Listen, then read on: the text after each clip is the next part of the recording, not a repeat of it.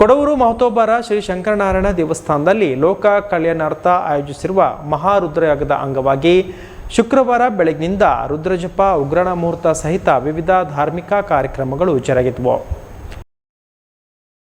ವೇದಮೂರ್ತಿ ಹಯವದನ ತಂತ್ರಿಗಳು, ಮಧುಸೂದನ ತಂತ್ರಿಗಳು, ಸುಬ್ರಹ್ಮಣ್ಯ ಭಟ್, ವಾದಿರಾಜ ತಂತ್ರಿಗಳ ನೇತೃತ್ವದಲ್ಲಿ ಬೆಳಗ್ಗೆ 8:30ಕ್ಕೆ ವೃತ್ತಿಜ್ವರ ಸ್ವಾಗತ ಪ್ರಾರ್ಥನೆ ತೋರಣ ಮುಹೂರ್ತ ನೆರವೇರಿಸಲಾಯಿತು.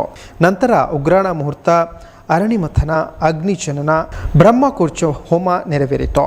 ಕಂಕಣ ಬಂಧ, ದ್ವಾದಶ ನಾರಿಕೇಳ ಗಣಯಾಗ ನೆರವೇರಿತು. ಪುರೋಹಿತರಿಂದ ಮಹಾರುದ್ರ ಪಠಣ ಆರಂಭಗೊಂಡಿತು.